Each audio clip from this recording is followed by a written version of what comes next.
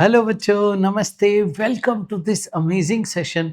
इस bridge course का अगला वीडियो आज है जिसमें हम कंटिन्यू करेंगे बेटा सर्कुलर मोशन। सर्कुलर मोशन बच्चों को बड़ी कठिनाई आती है, तो जो 11th का बेसिक है सर्कुलर मोशन का 12th में एज इट इज यूज होगा, वो आज आप सीख जाओगे और आप 12th में जाने से पहले बिल्कुल नहीं घबराओगे। आपको सर्कुलर मोशन के सारे बेसिक्स आ चुके होंगे इस वीडियो के बाद। तो देखिएगा ध्यान से, आज हम सीखेंगे पहले काइनेमेटिक्स, फिर हम एक्सीलरेशन पे जाएंगे, लीनियर और एंगुलर वेरिएबल के बीच के रिलेशन को पढ़ेंगे, डायनेमिक्स फोर्स की बात करेंगे सर्कुलर मोशन में, फिर हम कुछ स्टैंडर्ड केसेस करेंगे, टर्निंग ऑफ रोड इलेक्ट्रोस्टैटिक में कैसे यूज आ सकता है, थोड़ी सी उसकी झलकियां दिखाएंगे और लास्ट में किरोडोव का प्रॉब्लम भी आप लोगों के लिए कराएंगे। तो आइए सर्कुलर मोशन स्टार्ट करते हैं।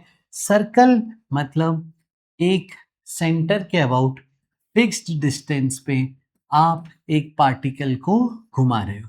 मान लीजिए ये एक एंटी क्लॉकवाइज सर्कुलर मोशन में घूम रहा है। बात आपको जो हमेशा ध्यान रखनी है वो ये है कि वेलोसिटी का डायरेक्शन बेटा टेंजेंशियल होता है। ध्यान रखना, जैसे यहाँ पे वेलोसिटी बनाओगे तो इस तरीके से वेलोसिटी हर वक्त टेंजेंशियल होगी। ये यहाँ पे आ जाएगा तो वेलोसिटी इस तरीके से, यहाँ पे आ जाएगा तो ऐसे। तो आप देश को ध्यान से देखो, अगर पूरा गौर से नोटिस करो तो वेलोसिटी का डायरेक्शन हर वक्त बदल रहा है। अगर आप स्पीड कांस्टेंट भी रखो तो भी इसका डायरेक्शन तो हर वक्त चेंज हो रहा है। तो इसलिए direction always changes, it is a accelerated motion. अब बात करते हैं इसमें डिस्टेंस और डिस्प्लेसमेंट क्या होगा। आइए बेटा, तो डिस्टेंस और डिस्प्लेसमेंट की बात करते हैं। देखो कैसे, सबसे पहले मैं एक आर्क बना देता हूं। यहाँ पे एंगल थीटा की एक आर्क आपने कवर करी, इनिशियल से फाइनल आप चले गए।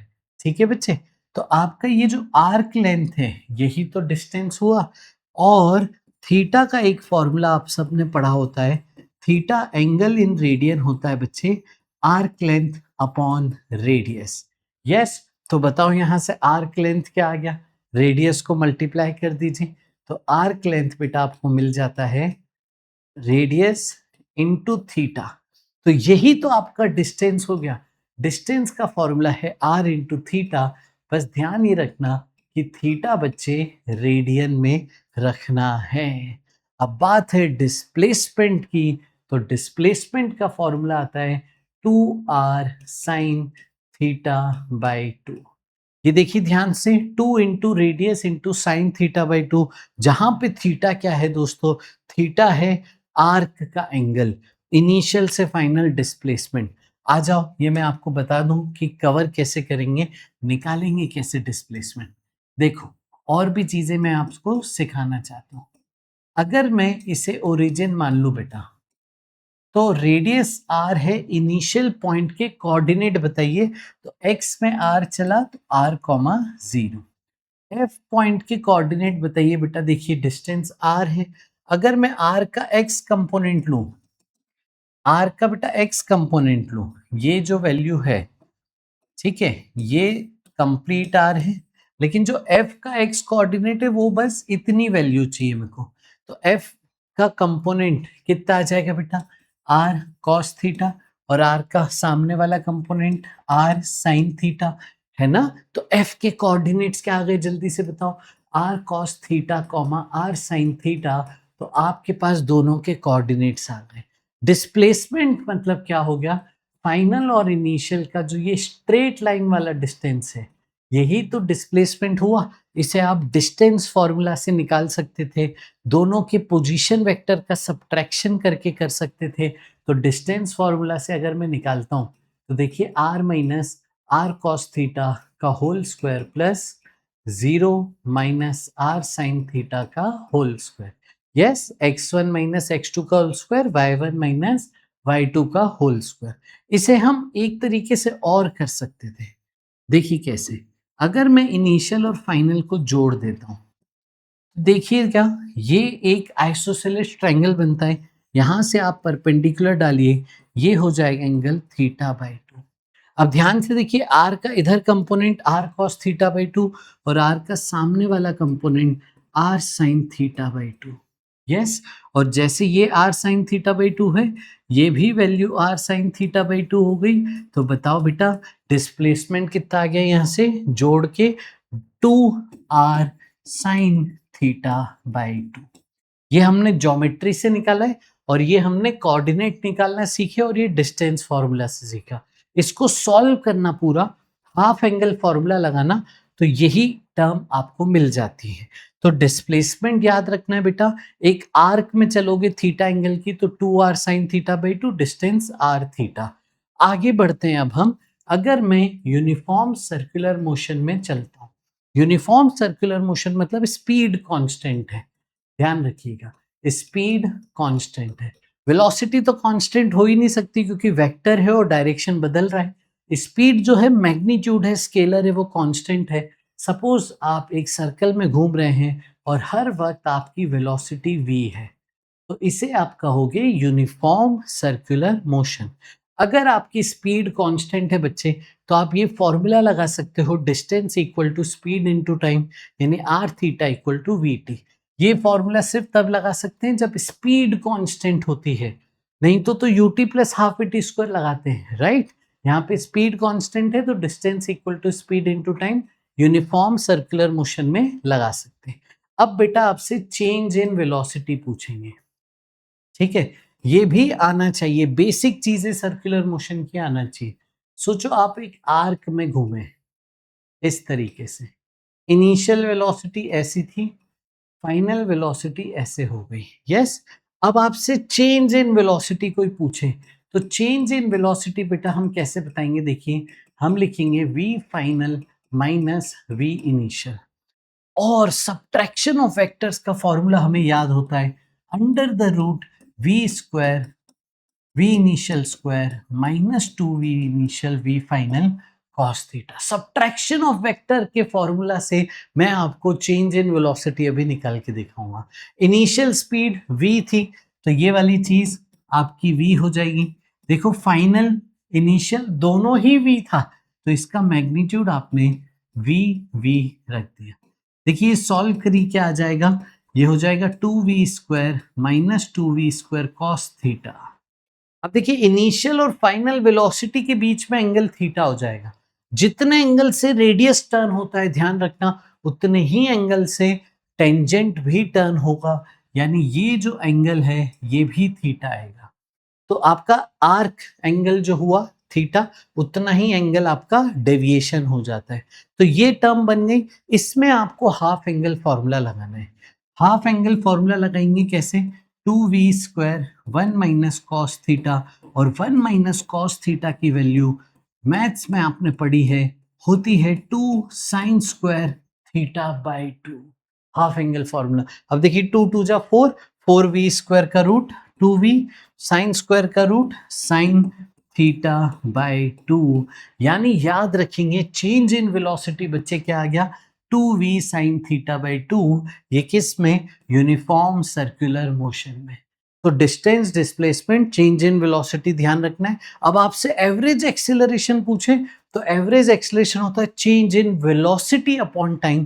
तो change in velocity divided by time करके यूनिफॉर्म सर्कुलर मोशन में एवरेज एक्सेलरेशन आ जाएगा। और टाइम पूछे यहाँ से यहाँ जाने का तो इस फॉर्मूला से टाइम निकाल सकते हैं। ये हमने सीखा बेसिक सर्कुलर मोशन का डिस्टेंस, डिस्प्लेसमेंट। अब बात करते हैं एक्सेलरेशन की। तो बच्चों सर्कुलर मोशन में आपके पास दो प्रकार के एक्सेलरेशन है। जल्दी से मैं आपको बता दूं कौन कौन से दो प्रकार के एक्सेलरेशन। एक एक्सेलरेशन है जो हर वक्त सेंटर की तरफ होता है, एक एक्सेलरेशन है जो हर वक्त टेंजेंट की तरफ होता है। अगर एक पार्टिकल सर्कल में घूम रहा है तो उस पे दो एक्सेलरेशन होते हैं, सेंटर की तरफ उसे सेंट्रीपिटल एक्सेलरेशन कहते हैं, टेंजेंट की तरफ उसे टेंजेंशियल एक्सेलरेशन कहते हैं। आइए सेंट्रीपिटल एक्सेलरेशन का फॉर्मूला देखिए क्या है, v स्क्वायर बाय आर, ये सेंट्रीपिटल एक्सेलरेशन का फॉर्मूला है। और ओमेगा के टर्म में से आप लिख सकते हो आर ओमेगा स्क्वायर।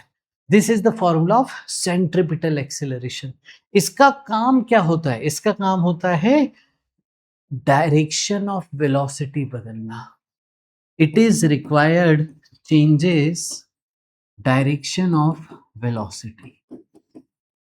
ठीक है, वेलोसिटी का डायरेक्शन बदलना, ये ए सेंट्रिपिटल का काम होता है बेटा। ये मैंडेटरी है सर्कुलर मोशन के लिए। इसके बिना सर्कुलर मोशन संभव ही नहीं है। आप चाहते हो आपकी बॉडी, आपका पार्टिकल सर्कल में घूमे, तो उसके लिए सेंट्रिपिटल एक्सेलरेशन होना कंपलसरी है। और इसका डायरेक्शन हमेशा सेंटर की तरफ होता है। ये इसका मैग्नीट्यूड आपको बता दिया। टेंजेंशियल एक्सेलरेशन पे आते हैं। इसे हम कहते हैं rate of change of speed. इसका काम है वेलोसिटी का मैग्नीट्यूड बदलना। ये स्पीड बदलता है और ये डायरेक्शन बदलता है। इसका फॉर्मूला होता है स्पीड का डिफरेंशिएशन। अगर मैं स्पीड को डिफरेंशिएट करता हूं बेटा, तो मुझे मिलता है टेंजेंशियल एक्सेलरेशन। जी हाँ बेटा, टेंजेंशियल एक्सेलरेशन। स्पीड का डिफरेंशिएशन आपको देता है टेंजेंशियल एक्सेलरेशन। तो rate of change of speed इसे कह सकते हो। टेंजेंशियल एक्सेलरेशन का एक और फॉर्मूला है आर इंटू अल्फा। अल्फा अभी मैं आगे जाके सिखाऊंगा, एंगुलर एक्सेलरेशन होता है। यूसीएम में, यूनिफॉर्म सर्कुलर मोशन में, स्पीड कांस्टेंट है, तो ए टेंजेंशियल 0 कह सकते हो। और ये हमेशा टेंजेंट के अलोंग होता है। तो समझ गए बच्चों, ये आपका दो एक्सीलरेशन है। थोड़ी देर बाद अगर मैं बात करूं, पार्टिकल यहां आ गया, तो ए सेंट्रिपिटल ऐसे, ए टेंजेंशियल ऐसे। डायरेक्शन देखो इनका चेंज हो रहा है कि नहीं, तो ध्यान से देखो, इसका डायरेक्शन भी चेंज हो गया। तो एक्सीलरेशन का डायरेक्शन चेंज होता है। अगर एक्सीलरेशन का मैग्नीट्यूड कांस्टेंट भी आ जाए तो भी डायरेक्शन बदलते हैं। तो एक्सेलरेशन यहाँ पे वेरिएबल होता है। Acceleration changes direction at every point बेटा, at every point. Am I right? समझ में आया? चलो अच्छा, अब नेट एक्सेलरेशन बताओ। इन दोनों का मैं रिजल्टेंट ले लूं ऐसे, ए नेट, यस। और देखो ए नेट कैसे resultant, X square under root में X square plus Y square. तो ये आपका नेट एक्सेलरेशन आ गया पार्टिकल का। इन दोनों का रिजल्टेंट लिया जाएगा, तब आपको मिलेगा नेट एक्सेलरेशन पार्टिकल। कई बार आपसे नेट एक्सेलरेशन का एंगल भी पूछ लेते हैं, या तो हॉरिजॉन्टल से, या वर्टिकल से, या रेडियस से, या टेंजेंट से। जैसे यहाँ पे रेडियस, यहाँ पे टेंजेंट से एंगल पूछा है। Angle of net acceleration with tangent बताइए। तो देखिए इसको कैसे कर रहे हैं। आप यहाँ पे पैरेललोग्राम बनाइए। यहाँ पे ये AC था, इसके सामने वाला भी AC हो जाएगा, ये AT, ये A नेट, और ये अल्फा। तो देखो यहाँ पे tan अल्फा क्या आ गया बच्चे, tan अल्फा आ गया AC बाय AT। समझ गए बेटा? सिंपल है ना, ध्यान रखेंगे। अब इनका और डिटेल में हम बात करें। यूनिफॉर्म सर्कुलर मोशन में अगर मैं बात करूं आपसे, यूनिफॉर्म सर्कुलर मोशन की कुछ खास बातें हैं जो ध्यान रखनी। सबसे पहले स्पीड कांस्टेंट है। स्पीड कांस्टेंट है अगर, तो ए टेंजेंशियल 0 हो जाएगा। जी हाँ बेटा, ए टेंजेंशियल यहाँ पे 0 हो जाएगा। ठीक है, टेंजेंशियल एक्सेलरेशन आपका 0 हो जाएगा, क्योंकि स्पीड तो बदल ही नहीं रही है। स्पीड नहीं बदल रही है, तो सिर्फ डायरेक्शन चेंज हो रहा है। तो इस पे सिर्फ ए सेंट्रिपिटल ही होता है। ठीक है बेटा, सिर्फ सेंट्रिपिटल एक्सेलरेशन होता है बस। और इसमें जब एंगल रोटेशन की बात आएगी ना, तो अभी हम ओमेगा के बारे में भी ध्यान से पढ़ेंगे। तो याद रखेंगे, एंगल रोटेटेड होता है ओमेगा इंटू टी। ओमेगा कहलाती है एंगुलर स्पीड। तो एंगल और ओमेगा के बीच में ये रिलेशन होता है, हमेशा याद रखना। फिर टाइम पीरियड निकालते हो, तो टाइम पीरियड का फॉर्मूला बहुत फेमस है, 2 पाई बाई ओमेगा। एक और टाइम पीरियड का फॉर्मूला आप यहां लिख सकते थे, टोटल डिस्टेंस अपॉन स्पीड। तो ओमेगा के टर्म में टाइम पीरियड का फॉर्मूला है 2 पाई बाय ओमेगा। स्पीड के टर्म में टाइम पीरियड का फॉर्मूला है 2 पाई आर बाय वी। फ्रीक्वेंसी बेटा होती है 1 अपॉन टाइम पीरियड, और ओमेगा और फ्रीक्वेंसी के बीच में ये रिलेशन भी मिलता है। अब एक चीज का ध्यान रखेंगे, वेलोसिटी, एक्सेलरेशन, मोमेंटम, फोर्स, ये सब वेरिएबल है क्योंकि डायरेक्शन बदल रहा है। अगर वेलोसिटी का मैग्नीट्यूड कांस्टेंट है लेकिन डायरेक्शन बदल रहा है, इसीलिए आप उसे वेरिएबल कहोगे। और स्पीड, काइनेटिक एनर्जी और एंगुलर मोमेंटम बेटा इसमें कांस्टेंट होंगे। स्पीड और काइनेटिक एनर्जी स्केलर है, मैग्नीट्यूड कांस्टेंट है तो कांस्टेंट। एंगुलर मोमेंटम का डायरेक्शन कैसे होता है? देखो, अगर ये पार्टिकल एंटी क्लॉकवाइज घूम रहा है, यस, तो आप राइट हैंड रूल घुमाओ ऐसे, ठीक है, ऐसे घुमाइए, तो एंगुलर मोमेंटम का डायरेक्शन होता है एक्सिस के लॉन्ग। किधर आ गई? Plus k cap. तो एंगुलर मोमेंटम का सिंबल है एल, तो एल का जो डायरेक्शन यहाँ पे आ गया वो आ गया प्लस के कैप। इसीलिए क्योंकि उसका direction out of the plane है तो कांस्टेंट हो जाता है, तो एंगुलर मोमेंटम यहाँ पे कांस्टेंट मानिएगा।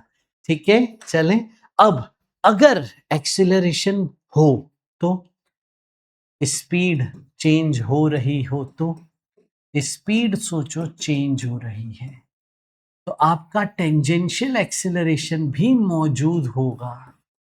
अब यहां पे दो केस बन सकते हैं कि या तो स्पीड बढ़े, तो अगर स्पीड बढ़ेगी, इफ स्पीड इंक्रीजेस बेटा, तो आपकी वेलोसिटी और ए टेंजेंशियल सेम डायरेक्शन में होगा।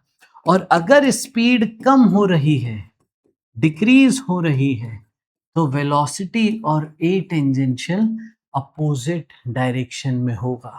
ध्यान रखिए एकदम ये चीज। अभी हम कुछ सवाल करेंगे, उससे आपको पता पड़ेगा कि नेट एक्सीलरेशन कैसे निकालेंगे पार्टिकल पे। ठीक है बेटा, देखिए ये क्वेश्चन, यहां पे आपको टाइम के साथ ए सेंट्रीपिटल का फंक्शन दिया है। ये प्रीवियस ईयर क्वेश्चन है, एग्जाम में आया हुआ सवाल है। ए सेंट्रीपिटल का टाइम के साथ फंक्शन दिया है, आपसे पूछा है स्पीड बताओ, टेंजेंशियल एक्सेलरेशन बताओ, नेट एक्सेलरेशन बताओ। तो आओ जल्दी से इस पे वर्किंग करें। ए सी क्या है बेटा? K square r t square. A c का फॉर्मूला क्या है? Speed v square by r. तो देखिए यहाँ पे क्या बन गया, आर को उधर मल्टीप्लाई कर दीजिए, वी स्क्वायर हो गया k square r square t square. Speed बेटा आ गई के आर टी। आपका स्पीड का टाइम के साथ फंक्शन मिल चुका है, अलग अलग टाइम पे रख के अलग अलग स्पीड आ जाएगी। अब यहाँ पे टेंजेंशियल एक्सीलरेशन कैसे निकाले बताओ? तो टेंजेंशियल एक्सीलरेशन इज स्पीड का डिफरेंशिएशन। यस, तो इसको डिफरेंशिएट करिए। v क्या था? के आर टी। जल्दी से इसको डिफरेंशिएट करो, है ना, के आर कॉन्स्टेंट है, टाइम का डिफरेंशिएशन 1, तो ए टेंजेंशियल हो गया के आर। ए टेंजेंशियल भी मिल गया। अब बारी है नेट एक्सीलरेशन की, तो नेट एक्सीलरेशन देखिए क्या हो गया, under root A C square plus A T square, इन दोनों का रिजल्टेंट। तो यहाँ पे देखिए ए सी क्या मिल जाएगा, वहां से था ना, तो उसका square k four r square t four, yes, plus ए टी का square k square r square. तो यहाँ से के इंटू आर वाली टर्म आप बाहर ले सकते हैं, तो अंदर क्या मिलेगा, के स्क्वायर बचा, आर स्क्वायर बाहर, टी की पावर 4 प्लस 1। ये आपका नेट एक्सीलरेशन का एक्सप्रेशन बन गया। और भी बहुत सारी चीजें यहां पूछ सकते थे। मान लीजिए आपसे ए नेट और टेंजेंट के बीच का एंगल पूछ लेते, तो आप कैसे करते बताओ? तो हम करते tan theta equal to a centripetal upon a tangential. देखो जरा, ए सेंट्रीपिटल ए टेंजेंशियल को डिवाइड कर दो, k square r t square upon k r, ये बचेगा के टी स्क्वायर। तो टेन थीटा आ गया, यानी थीटा आ गया टेन इनवर्स में के टी स्क्वायर। और भी बहुत सारी चीजें पूछ सकते हैं वो समय बताइए। जब ए सेंट्रीपिटल ए टेंजेंशियल सेम हो जाएंगे तो इन दोनों को इक्वेट करके टाइम आ जाएगा। बहुत सारी चीजें यहाँ पे पूछी जा सकती थी।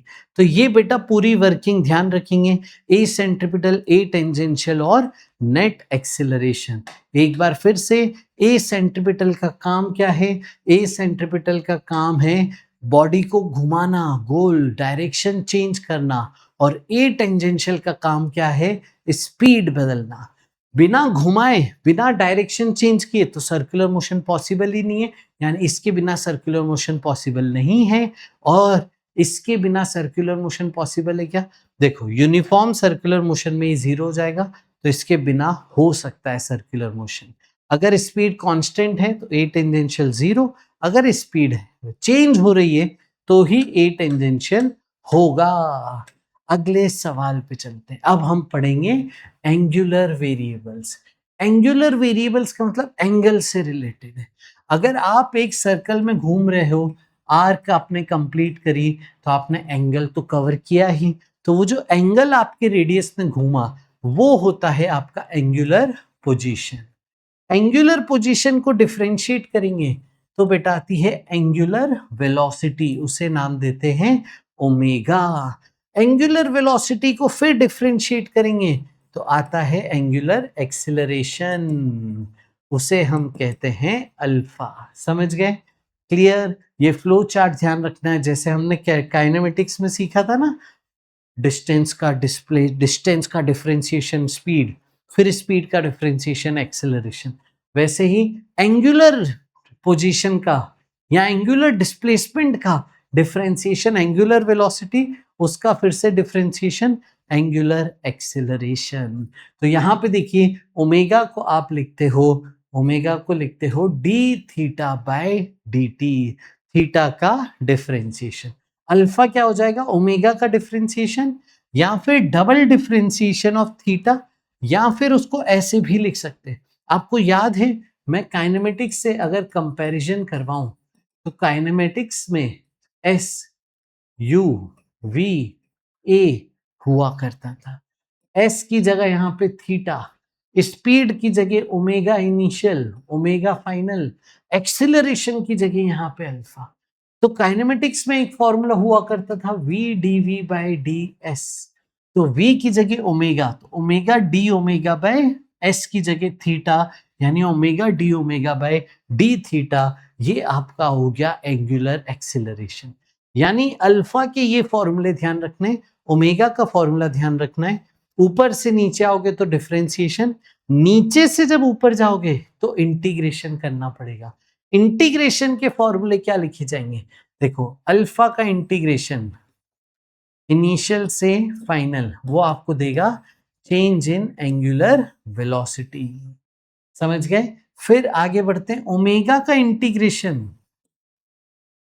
इनिशियल से फाइनल, वो आपको देगा चेंज इन एंगल या चेंज इन एंगुलर पोजीशन।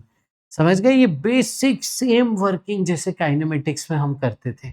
ठीक है, फिर इनका डायरेक्शन ओमेगा और अल्फा एक्सियल वेक्टर्स होते हैं।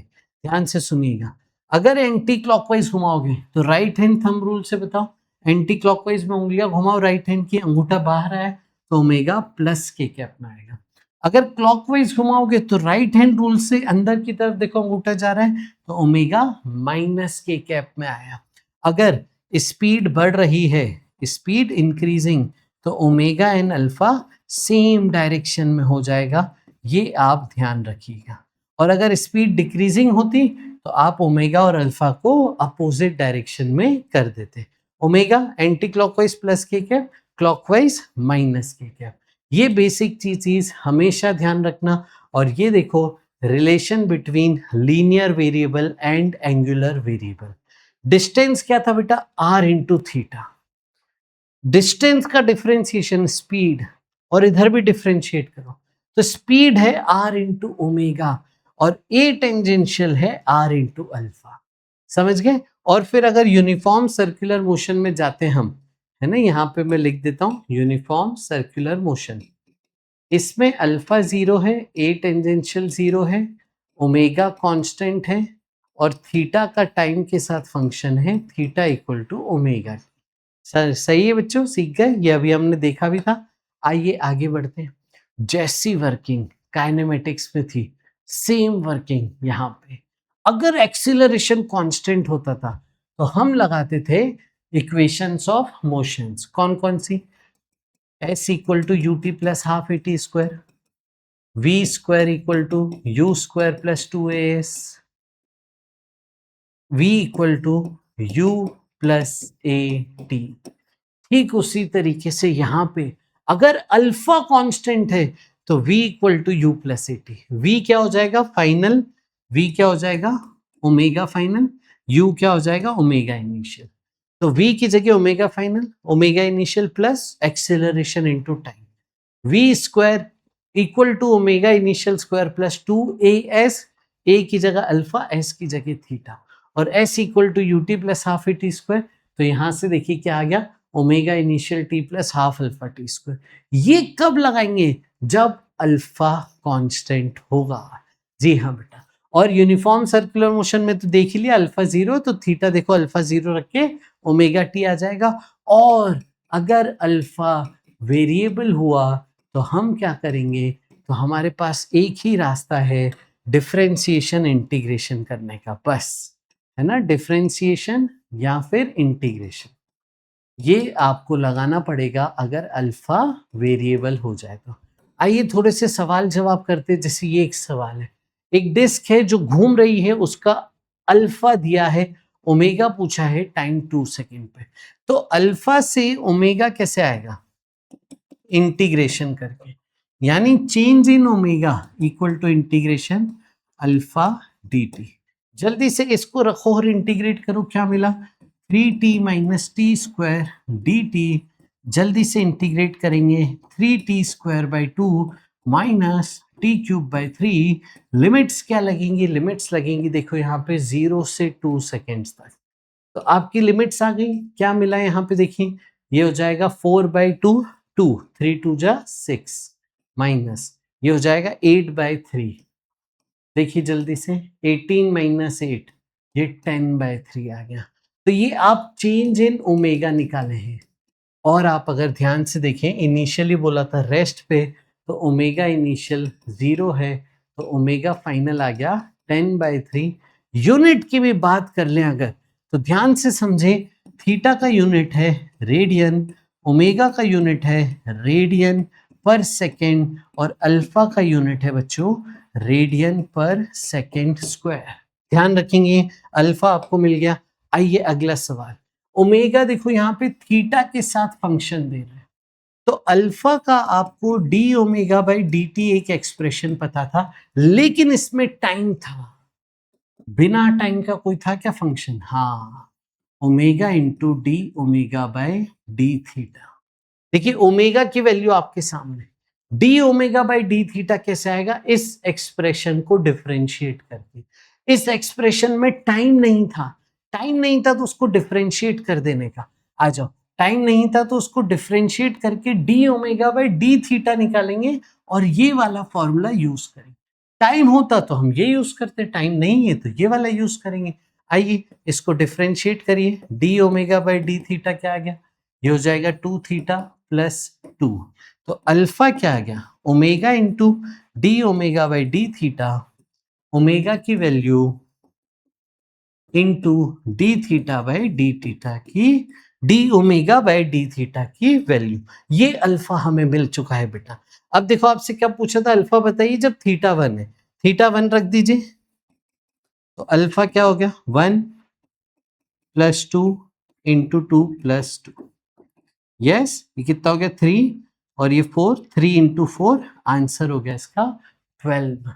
अब देखिए यहाँ पे क्वेश्चन क्या पूछ रहा है, पढ़िए जरा जोर से।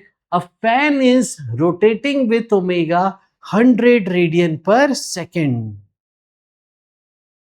तो रोटेट होते हुए फैन को आपने स्विच ऑफ कर दिया है, स्विच ऑफ कर दिया तो स्पीड कम होने लगी, अल्फा उसका नेगेटिव हो जाएगा, जैसे काइनेमेटिक्स में करते थे।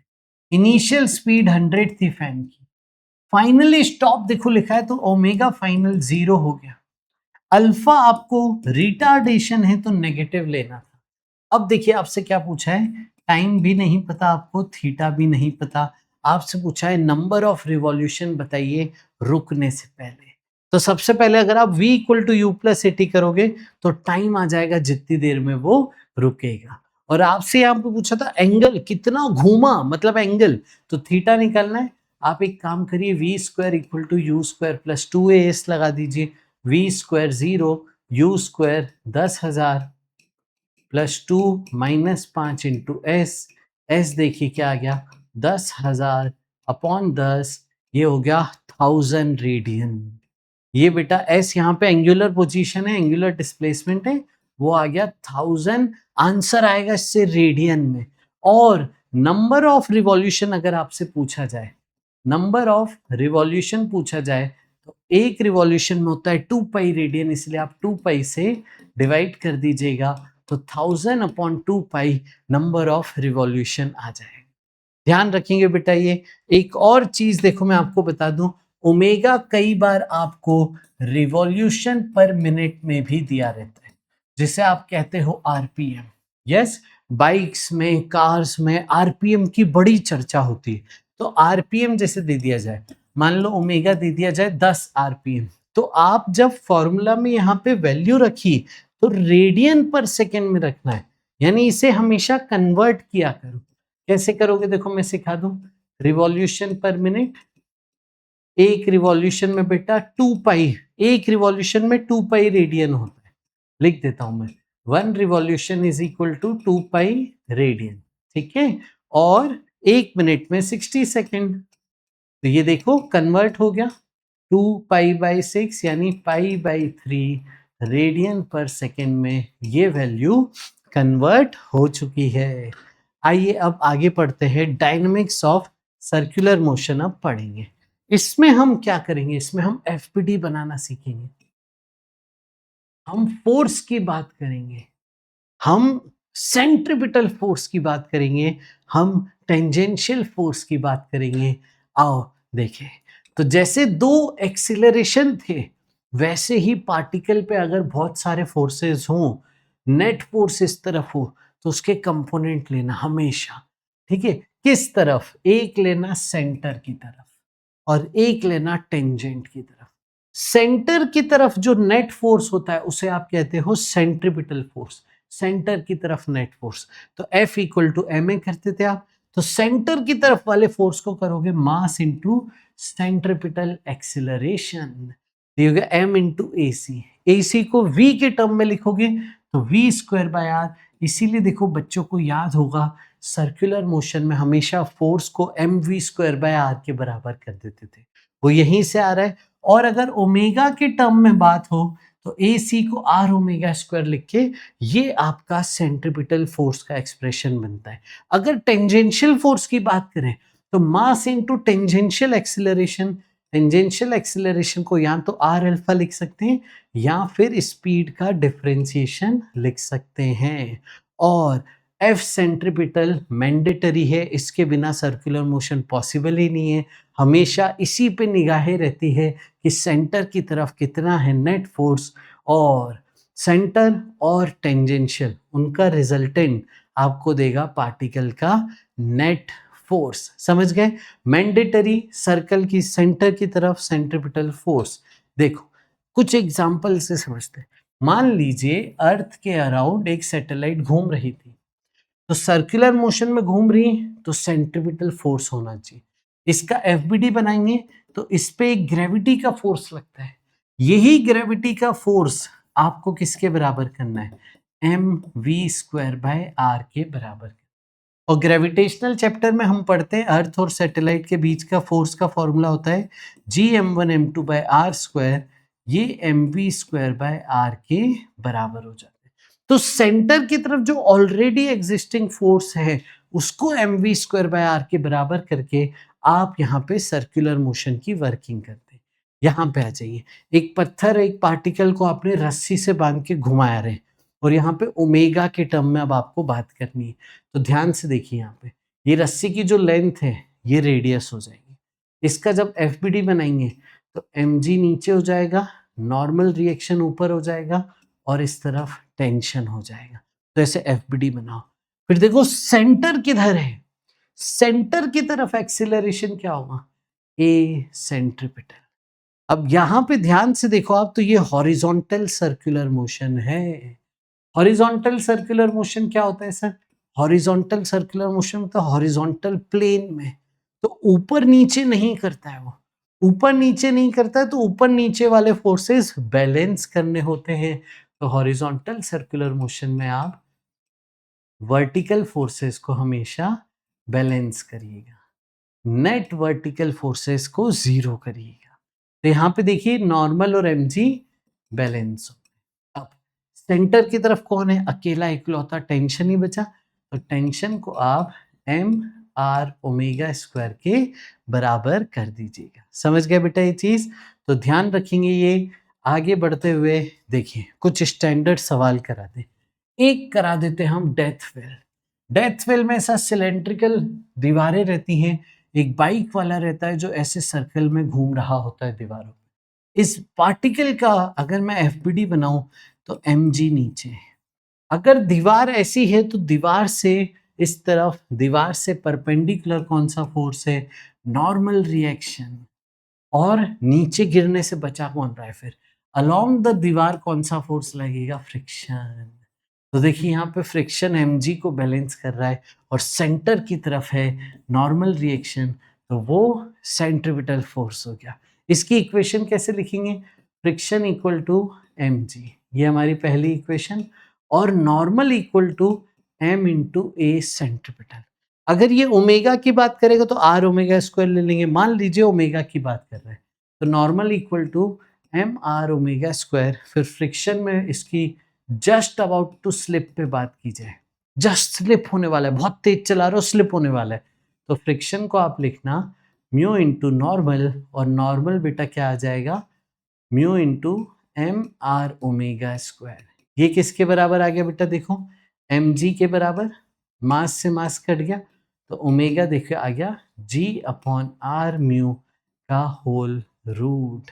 इतनी स्पीड पे चलाओगे अगर तो वो जस्ट फिसलने वाला होगा। इससे कम स्पीड होगी तो बिना फिसले आराम से चल पाएगा। समझ गए बेटा कैसे इसको करते हैं? है ना, एफबीडी बनाते हैं, सेंटर वाले फोर्स को सेंट्रीपिटल फोर्स के बराबर करते हैं। स्पीड में बात करें तो m we square by are के बराबर करोगे, ओमेगा में बात करें तो एम आर ओमेगा स्क्वायर के बराबर करोगे। देखिए ये कोनिकल पेंडुलम एकदम स्टैंडर्ड है। इसका टाइम पीरियड बड़ा पूछा जाता है। टाइम पीरियड का इसका जो फॉर्मूला होता है वो ध्यान रखना, 2 pi whole root L cos theta by G. ये इसका बेटा टाइम पीरियड का फॉर्मूला है। टाइम पीरियड अभी हमने सीखा था 2 पाई बाई ओमेगा होता है। अभी मैं बताऊंगा ओमेगा कैसे निकालेंगे। ओमेगा निकालेंगे, इसमें रख देंगे तो ये टाइम पीरियड आ जाएगा। पक्का याद रखोगे एकदम, ठीक है? कसम खाओ याद रखोगे। कमेंट में लिख के जाओ कि हाँ मैं कसम खाता हूं कि भूलूंगा नहीं फॉर्मूले। आइए तो देखिए यहाँ पे ऐसे रस्सी से, एक रस्सी से आपने पत्थर को बांध दिया और हॉरिजॉन्टल सर्कुलर मोशन में घुमाया है, तो रस्सी थोड़ी सी टिल्ट हो जाएगी। तो जब ऐसे घुमाओगे तो आपको लगेगा एक कोन बन रहा है। यहाँ पे रेडियस निकालना भी एक इंपॉर्टेंट स्टेप हो जाती है।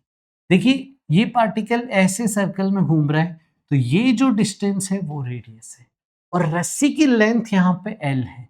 तो पहले मैं आर और एल का बीच का रिश्ता निकालता हूँ। कैसे निकालू बेटा? देखो साइन थीटा क्या हो जाएगा इसमें? Perpendicular upon hypotenuse. तो रेडियस देखिए क्या आ गया? L sine theta.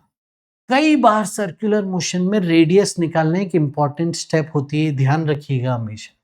अब देखिए ध्यान से समझिए, इसका एफबीडी बनाया तो टेंशन इस तरफ, mg नीचे। सेंटर किधर है इसका? सेंटर इस तरफ है। सेंटर की तरफ कंपोनेंट लेना है तो टेंशन का कंपोनेंट लेना पड़ेगा। अब कंपोनेंट ले लीजिए, इस तरफ t, ऊपर बेटा थीटा था तो t cos थीटा ऊपर, mg नीचे, और इस तरफ आ जाएगा t sin theta, a centripetal इधर।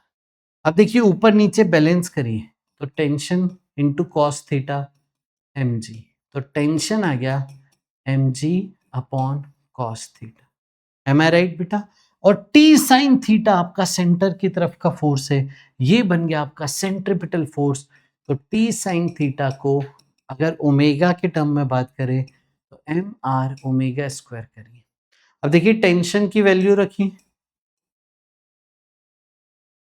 और रेडियस जो आया था उसकी भी वैल्यू रख दीजिए, तो आपको यहाँ पे ओमेगा स्क्वायर मिल गया। देखिए ध्यान से कैसे, m से m कट गया, साइन थीटा भी कट गया, g upon L cos theta का रूट आपको मिल गया है ओमेगा। एंगुलर स्पीड मिल गई। ठीक है, एंगुलर स्पीड आपको मिल चुकी है। और टाइम पीरियड अगर पूछा जाए तो 2 पाई बाई ओमेगा, ओमेगा को रेसिप्रोकल करके देखो लिख लिया। ये time period of conical pendulum है।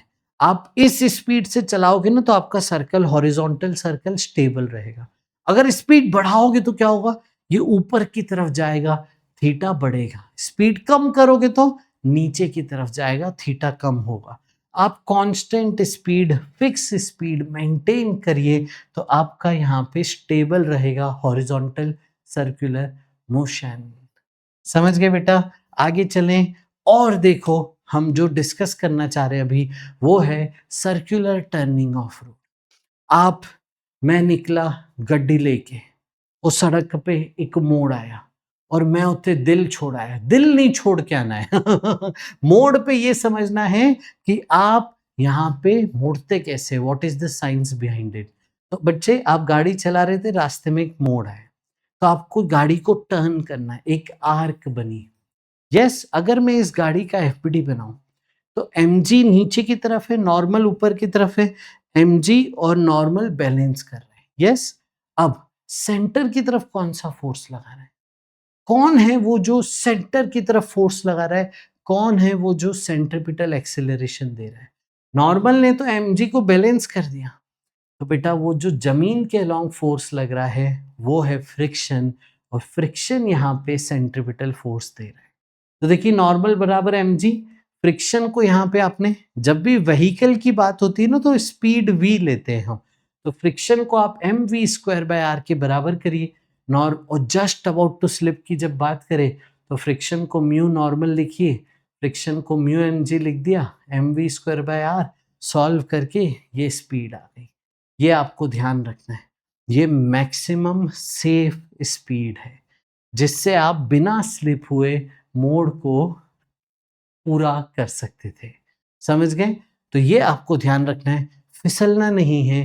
फिसलना नहीं है मतलब स्पीड इससे कम रखनी है, ध्यान रखेंगे ये। चलिए आगे बढ़ाते हैं कहानी को। वर्टिकल सर्कुलर मोशन, ठीक है। वर्टिकल सर्कुलर मोशन मतलब आप ऊपर नीचे ट्रेवल कर रहे हैं, यानी वर्टिकल फोर्सेस बैलेंस नहीं, मतलब mg बैलेंस नहीं है। देखिए, एक रास्ता है, पहाड़ी रास्ता है, उस पे आप गाड़ी चला रहे हो। मान लीजिए आप गाड़ी कांस्टेंट स्पीड से चला रहे हो, गिवन कंडीशन में दे देता हूं, ठीक है। मैं कह देता हूं आपसे, कांस्टेंट स्पीड से आप गाड़ी को चला रहे हैं, ठीक है। तो गाड़ी जब ए पॉइंट पे आई तब उसका नॉर्मल निकालिए, फिर वो उसी स्पीड से जा रही थी यहाँ पे। गाड़ी जब बी पॉइंट पे आई तब उसका नॉर्मल निकालिए। रेडियस ऑफ कर्वेचर दोनों जगह सेम मानिए और आप इसका कंपेयर करके बताइए कहाँ पे नॉर्मल ज्यादा है, कहाँ पे नॉर्मल कम है। तो आ जाओ करते हैं। ए पे जब एफपीडी बनाओगे तो नॉर्मल ऊपर एमजी नीचे, लेकिन इसका कर्वेचर देखिए आप, कर्वेचर कैसा है, तो इसका सेंटर इधर आएगा, तो सेंट्रिपिटल एक्सीलरेशन इसका ऊपर की तरफ होगा, यानी आप लिखोगे normal minus mg। Normal minus mg हो जाएगा आपका सेंट्रिपिटल एक्सीलरेशन देने वाला फोर्स। सेंट्रिपिटल फोर्स कौन हो गया यहाँ पे? Normal minus mg। इसको आपने फिर mv स्क्वायर बाय r के बराबर कर दिया, नॉर्मल a आ गया आपके पास, mg plus mv square by r। वही जब बी पे एफपीडी बनाता हूं मैं, तो बी के लिए सर्कल का सेंटर ये हो चुका है, तो ए सेंट्रिपिटल नीचे होगा, तो नीचे वाला फोर्स बड़ा माना जाएगा, तो net force mg minus normal लिखा जाएगा। देखो इस तरीके से, फिर इधर उधर ले जाओ तो नॉर्मल ये आ जाएगा, ये नॉर्मल बी आ गया। अब देखिए स्पीड दोनों की सेम है, इधर प्लस हो रहा है इधर माइनस हो रहा है, तो कौन सा नॉर्मल ज्यादा हो गया बेटा? नॉर्मल ऑफ ए ग्रेटर हो गया नॉर्मल ऑफ बी से। तो मुद्दे की बात यह है, सेंटर की तरफ नेट फोर्स देखिए क्या है, और उसको आप सेंट्रिपिटल फोर्स के बराबर करिए। अब देखिए, छोटा सा मैं आपको यहाँ बता दूं इलेक्ट्रोस्टैटिक्स में कैसे आ सकता है। कहीं भी सर्कुलर मोशन तो मैग्नेटिज्म में भी बड़ा यूज होता है, मॉडर्न फिजिक्स में भी यूज होता है। करते कैसे देखो, इलेक्ट्रोस्टैटिक्स है, सेंटर में सोचो एटम में जैसे होता है, सेंटर में पॉजिटिव चार्ज रखती है, नेगेटिव चार्ज को उसके अबाउट सर्कुलर मोशन में अगर आप घुमा रहे हो, तो आपको ये बेसिक अंडरस्टैंडिंग रखनी पड़ेगी कि सेंटर की तरफ कोई फोर्स होना चाहिए। मल्टीपल फोर्सेस हैं तो उसका सेंटर की तरफ नेट कंपोनेंट निकालना पड़ेगा। तो बेटा यहां पे कौन सा force? Electrostatic attraction force. Opposite charges attract करते हैं। आपने स्पीड दे दी, तो कितनी स्पीड दी जाए ताकि ये सर्कल में घूमे? कैसे करेंगे? आप ये जो इलेक्ट्रोस्टैटिक फोर्स है इसको आप mv² के बराबर करें। समझ गए बेटा? और इलेक्ट्रोस्टैटिक फोर्स आप इलेक्ट्रोस्टैटिक 12th में जाके पढ़ोगे, वो होता है kq1q2/r²। तो इसकी वैल्यू यहाँ पे रख के सॉल्व करके आप स्पीड निकालते हो, ऑर्बिट में रहने की स्पीड। और ऑर्बिट का टाइम पीरियड कैसे निकालेंगे? टाइम पीरियड एक चक्कर पूरा होने का वो हम निकालेंगे 2πr/v करके। तो यहां से स्पीड निकलवाता है और फिर यहां पे रख के time period of the circle निकलवाता है। और ऐसे बहुत सारे मल्टीपल केसेस है। सोचो इनफाइनाइट लाइन चार्ज अगर ले ले पॉजिटिव, नेगेटिव चार्ज को फिर स्पीड देके उसके अबाउट घुमवाए, तो बीच में आपकी इनफाइनाइट पॉजिटिव चार्ज और नेगेटिव चार्ज उसकी परिक्रमा लगा रहे, तो उसका एफबीडी क्या होगा? तो हम जाके ये 12th में पढ़ेंगे कि जो इनफाइनाइट वायर है वो इलेक्ट्रिक फोर्स लगाती है 2k λ/r इंटू क्यू।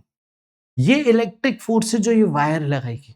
फिर इस फोर्स को सेम काम करोगे, mv² करोगे और स्पीड निकालोगे एक ऑर्बिट की, और टाइम पीरियड पूछा जाए तो फिर से 2πr/v करोगे। हर चैप्टर में लगा सकते सर्कुलर मोशन। मैग्नेटिज्म में भी इसका काफी यूज है। तो बेसिक मुद्दा क्या है? सेंटर की तरफ फोर्स आइडेंटिफाई करो, एफबीडी अच्छे से बनाओ, एक्सीलरेशन अच्छे से देखो, उसमें ही आपका आधे से ज्यादा काम हो जाता है। देखिए एक छोटा सा इरोडो का सवाल, बहुत आसान सवाल है, आपको हिम्मत मिलेगी कि इरोडो में इतने इजी भी सवाल होते हैं क्या? आइए, एक पार्टिकल है मास m का, moving along the internal smooth surface of vertical cylinder of radius r। Radius r का वर्टिकल सिलेंडर है, स्मूथ है। Find the force with which the particle acts on the cylindrical wall. Particle ने wall पे कितना force लगाया, मतलब normal reaction आपसे पूछा है। If at initial moment of time its velocity equals v not and forms angle alpha with horizontal. ध्यान से समझिए, ये जो स्पीड थी ये v नॉट थी और इसका एंगल अल्फा था। अब अगर इसके कंपोनेंट लूं स्पीड के, तो यहां पे आ जाएगा v नॉट कॉस अल्फा और नीचे आ जाएगा v नॉट साइन अल्फा। नीचे की तरफ भी स्पीड है, इसका मतलब ये सर्कुलर मोशन तो कर ही रहा था, साथ ही साथ स्पाइरल डाउन भी कर रहा था, नीचे भी खिसकते जा रहा था। सर्कुलर मोशन और फिर नीचे भी खिसकते जा रहा था। तो ये ऐसे ऐसे स्पाइरल डाउन कर रहा था पूरे वर्टिकल सिलेंडर पे। लेकिन आपने क्या करना था? आपने बस ये सोचना था कि सर्कुलर मोशन के लिए कौन सी स्पीड जिम्मेदार है। तो सर्कुलर मोशन के लिए हॉरिजॉन्टल स्पीड जिम्मेदार है, जो कि थी v नॉट कॉस अल्फा। इस तरीके से वो सर्कल में हमेशा v cos alpha speed maintain करे। v साइन अल्फा नीचे की तरफ है जो सर्कल को नीचे लेके जा रही है। बस ये छोटा सा आपको ऑब्जर्वेशन करना था। और नॉर्मल रिएक्शन जो होगा वो हर वक्त दीवार से परपेंडिकुलर, यानी ये इस तरीके से होगा। तो जो इसका सर्कुलर मोशन है उसको थोड़ा सा आप ऊपर से उठ के देखो तो इस तरीके से बनेगा। नॉर्मल इस सेंटर की तरफ का फोर्स, नॉर्मल को लिखेंगे mv²/r। लेकिन स्पीड कौन सी? सर्कुलर मोशन की स्पीड, सर्कल की स्पीड, सर्कल के टेंजेंट की स्पीड, जो कि कितनी है? v cos अल्फा, यानी ये हो गया v not square cos square alpha upon radius. ये नॉर्मल रिएक्शन है, समझ गए? तो इतने आसान भी सवाल आपको इरोडो में देखने को मिलते हैं। और आज हमने इसके बेसिक कंसेप्ट सर्कुलर के आपको सिखाने की पूरी कोशिश की है। वैसे बहुत बड़ा चैप्टर है, बहुत सारे कंसेप्ट हैं, लेकिन जो 12th में इम्पोर्टेंट कंसेप्ट यूज़ होते हैं, वो सब आज हमने कवर कर लिए। तो गॉड ब्लेस यू बेटा, खूब मेहनत करिए। आप इसके डिस्क्रिप्शन में लिंक है, वहाँ पे जाके आपको इसकी होमवर्क डीपीपी मिलेगी। अभी जाओ होमवर्क डीपीपी सॉल्व करो, कमेंट करके बताओ कैसा लगा ये लेक्चर और क्या चाहते हो आप, आपके लिए क्या मेहनत की जाए, कमेंट करके बताइएगा। मिलते हैं अगले लेक्चर में। Bye bye, take care, God bless you.